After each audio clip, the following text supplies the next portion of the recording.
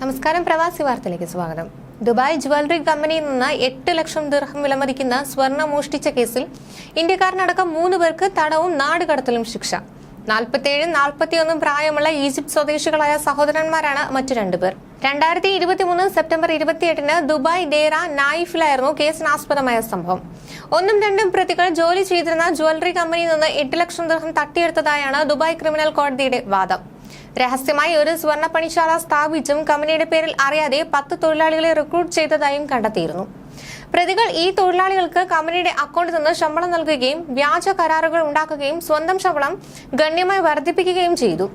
ആദ്യ 2 പ്രതികൾ ചെയ്ത കുറ്റകൃത്യങ്ങളിലൂടെ ലഭിച്ചതാണെന്ന് അറിഞ്ഞതുകൊണ്ടും ഇപ്പോഴും ഒളിവിലുള്ള 3-ാം പ്രതിക്ക് 2 ലക്ഷം ദിർഹം നൽകിയിരുന്നു.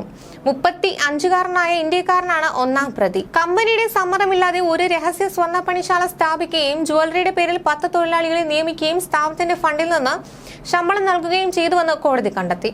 1-ാം പ്രതി 35-കാരനായ ഇന്ത്യക്കാരൻ കമ്പനിയുടെ സമ്മതമില്ലാതെ രഹസ്യ സ്വർണ്ണപ്പണി വർക്ക്ഷോപ്പ് സ്ഥാപിക്കുകയും കമ്പനിയുടെ ഫണ്ടിൽ നിന്ന് ശമ്പളം നൽകിക്കൊണ്ട് കമ്പനിയുടെ പേരിൽ തൊഴിലാളികളെ നിയമിക്കുകയും ചെയ്തു. മറ്റൊരു ജ്വല്ലറി കമ്പനിക്ക് തൊഴിലാളികൾക്ക് വായ്പ നൽകാനുള്ള കരാറുകളും അദ്ദേഹം ഇടനിലക്കാരനായി.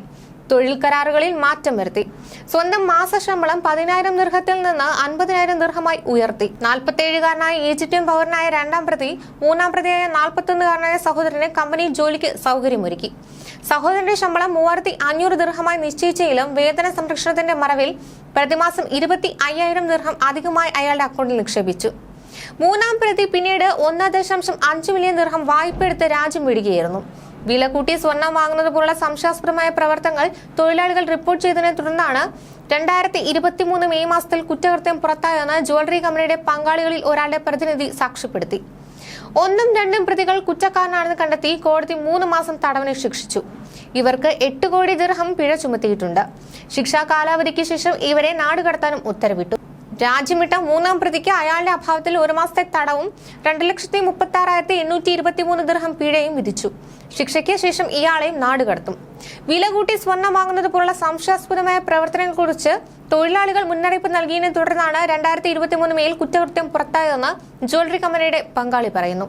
അന്വേഷണത്തിൽ പ്രതിനിധി അനധികൃത സ്വർണ്ണപ്പണി വർക്ക്ഷോപ്പ് കണ്ടെത്തുകയും പ്രശ്നം തന്റെ പങ്കാളിയെ അറിയിക്കുകയും ചെയ്തു.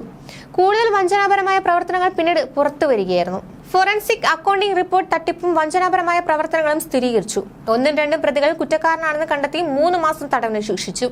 ഇവർക്ക് സംയുക്തമായി 8 ലക്ഷം ദിർഹം പിഴ ചുമത്തുകയും ശിക്ഷാ കാലാവധിക്ക് ശേഷം നാടുകടത്തുകയും ചെയ്യും. 3-ാം പ്രതി ഹാജരാകാത്ത സാഹചര്യത്തിൽ 1 മാസത്തെ തടവും പിഴയും വിധിച്ചു. അറസ്റ്റിന് ശേഷം നാടുകടത്തും.